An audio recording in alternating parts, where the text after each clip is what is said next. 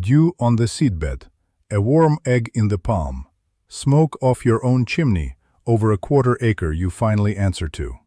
That's the postcard. And it's a good one.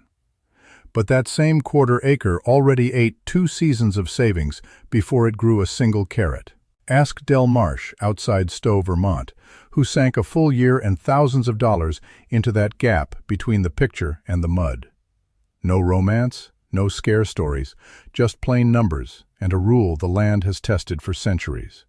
Land and water, the garden, the animals, the money either machine drains, those are today's open questions. The land keeps an honest ledger, whether you're watching or not. Now picture the week both machines failed him on the same soaked morning. His tractor sat buried in a rain-stuck rut, wheels spinning in packed hardpan. 20 feet off, his electric fence line lay dead and broken where a pig had leaned on it once too often. 2 tools, 1 wet week, both quit at the same time. Del stands at the gate, unsure which failure will teach him the real thing. The question underneath it is simple. Which one earns its keep on ground this small, and under which conditions? The tractor cost thousands before a drop of fuel. The pig feeds itself for free, but is free actually free on ground this small? Stay through this, because the answer isn't the one on the dealership brochure.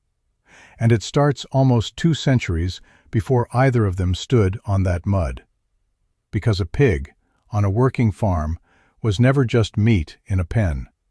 It was a machine with a nose, a hunger, and 4 legs, and Del hasn't yet guessed which one he'll trust with next year's garden. Del Marsh grew up believing a tractor was the whole answer. Buy the engine, drop the plow, and a hard afternoon turns a rough patch into ready ground.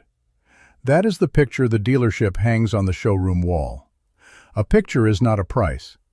A small used tractor can run several $1,000s before you've burned a drop of fuel or fixed a single thing. That sum is hard to earn back when the machine sits idle 11 months of the year. The engine's brute force has a hidden cost. Heavy tillage packs the soil into a hard crust called hardpan.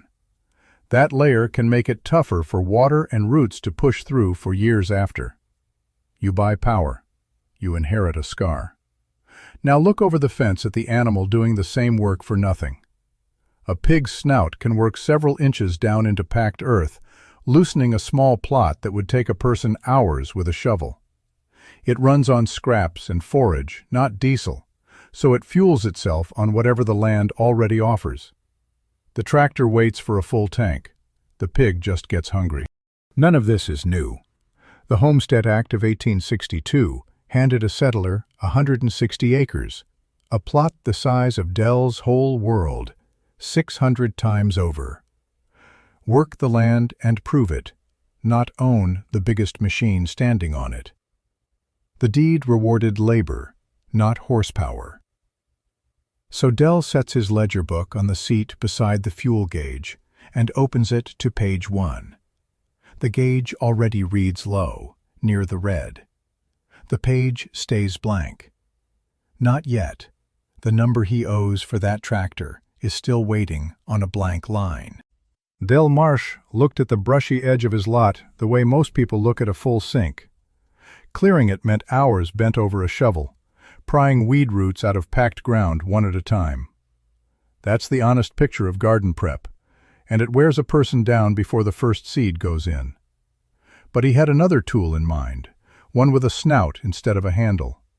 So he fenced a couple of pigs onto the worst of it and let them go to work. A pig is a true omnivore, which is a plain way of saying it eats almost anything. Tough weeds a horse or cow would step past without a glance go straight into a pig's jaw. Its snout works several inches down into soil that would cost the couple hours with a shovel to loosen. A pig's manure carries the nitrogen, phosphorus, and potassium a vegetable garden needs. The animal fertilizes the ground at the same moment it clears it. What tears the plot open also feeds it. This isn't a new trick. Farmers have used pigs to clear and feed land for centuries. In medieval England, A rite called pannage let farmers turn pigs loose in the forest each autumn. A whole herd fattened each autumn on food nobody had to plant or haul in. One survey, the Doomsday Book of 1086, counted whole forests by how many pigs their acorns could fatten each autumn. On paper, a forest's worth was measured in how much hunger it could feed. But the cleared bed only looks finished. The fence around it is still the same thin wire that failed him once already. The cleared bed is ready, but people talk about livestock like it minds itself. You buy the animal, drop it behind some wire, and the returns just roll in on their own.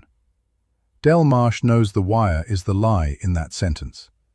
He walks his new paddock on a sunny spring morning, tapping each post, because the last fence around this ground failed once already. A sow carries her litter about 3 months, 3 weeks, and 3 days, and can raise 8 to 12 piglets in one go. A draft horse takes close to 11 months for one foal. The pig outbreeds it many times over. Nothing on that ledger cashes, though, if the fence lets the animal simply walk. A hungry pig leans on a weak wire within days, and that is exactly how a good paddock turns to churned mud. One touch. That's all the wire gets to teach the lesson in. Del strings electric fencing, a live line strong enough to sting once and settle the argument for good. Farmers argued the same question long before he was born. Through most of the 1800s, states rewrote fencing law as open range gave way to fenced-in stock. Who built the barrier became a matter of actual law. Whoever owns the animal owns the wire. Decades later, early 4-H clubs taught farm kids that same plain rule with their own animals. Own the fence before you count the litter. The new line holds this morning. But Del knows a barrier only proves itself the first time a pig is truly hungry. The new fence held, so Del turned to the part that trips up most first-year homesteaders. What a good season leaves behind. By late summer, his root cellar shelf carried its first jars, and it looked like proof that the work had paid off. A full larder feels like it just happens once the harvest and the hog are in. It does not. Meat and vegetables that keep through winter take real method. The method is exactly where new homesteaders get hurt. A woman down the road learned that the hard way her first August.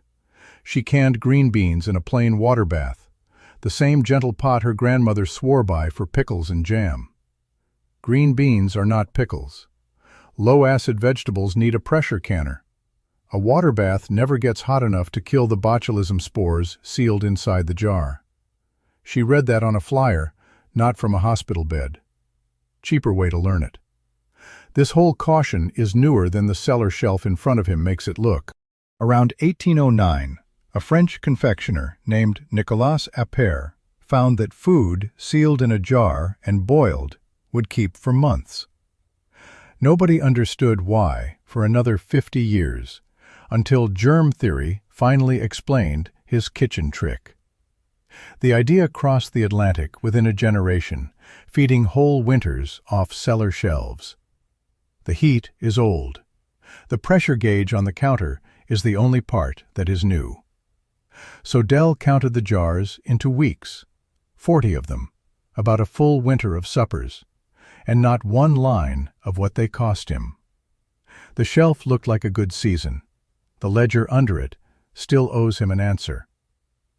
The jar said he had won.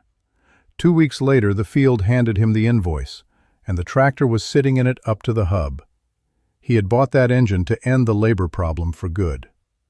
This morning it could not move its own weight across the yard. It is not the promise the mud kept. The tractor sat tilted, one wheel buried past the hub. Heavy tillage compacts the soil beneath the plow line. Over years, that packed layer hardens into what farmers call hard pan. Water can no longer sink through it, and roots can no longer push down into it. So a wet week doesn't drain. It pools on top of ground the tractor itself sealed shut. The machine that was meant to tame the field slowly built the trap it now sits in. A pig's snout works the opposite direction. It turns several inches of packed earth in minutes, loosening ground instead of pressing it closed. Where the snout has been, water and roots finally have a way down again. It opens the same ground the tractor pressed shut. The land here ran for decades on muscle and lamplight alone. Then, in 1936, the Rural Electrification Act arrived. It strung power lines out to those farms at last. The private companies had skipped them for being too far apart to pay. Self-sufficiency stopped meaning doing without. That same power now runs Dell's electric fence, so the choice is only which earns its keep, the tractor or the pig. Dell glanced at the fuel gauge. The needle rested flat on empty, red in the gray light. A tractor runs only as long as there's diesel in the tank, bought every time with cash. The pig in the far paddock had eaten all week and cost him nothing. So between the stuck tractor and the free pig, which failure was he actually paying for? Dale Marsh believed the same thing most newcomers believe. Buy the tractor for the heavy jobs, keep pigs for the rest, and never once stack the two side by side. That belief lasted exactly one soaked week, start to finish. The rain came down through the night, and by dawn the whole quarter-acre had turned against him at the same time. The tractor sat buried to its axle in mud that had gone hard as clay underneath. The paddock fence lay flat in the wet grass, rail and post together. The pigs had already rooted the garden bed into a churned brown mess. He didn't shout or curse or throw his cap down. He stood between the ruined rut and the torn-up paddock and did the thing he'd put off all season.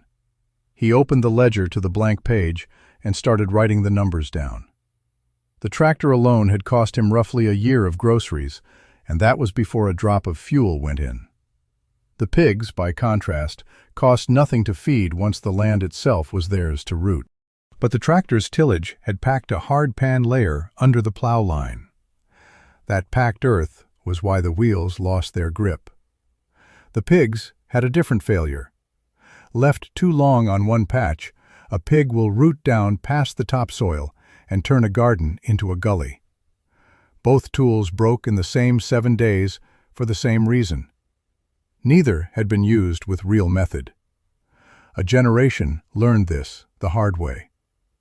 Through the 1970s, the Back to the Land movement pulled families out of the cities by the thousands. Most who kept no honest books folded fast.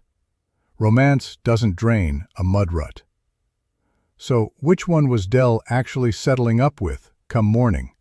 The engine or the herd? A season later, Dell Marsh walks the same ground, and neither machine sits where it failed him.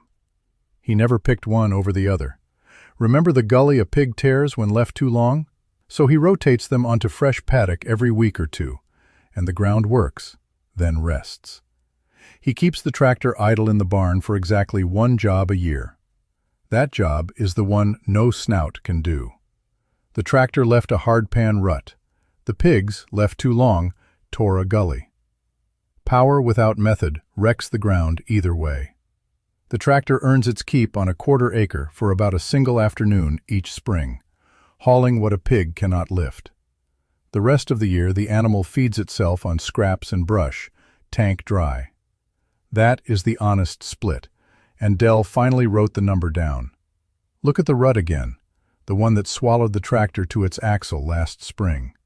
Same faded green knit hat on his head, same worn ledger in his hand. But the hat no longer means he can't decide, and the last page isn't blank. The mud in that rut now reads like a line of arithmetic he already paid for. So who is this for? Fence pigs, if you have a season to give, and near $1,000 for wire that holds. Skip them if you can't move that fence every couple weeks. Buy the tractor only when one yearly job truly needs an engine, not because the brochure said so. So run your own numbers before you sign. If a wet week would sink you, keep the pig and skip the engine. The land keeps an honest ledger, whether you're watching or not.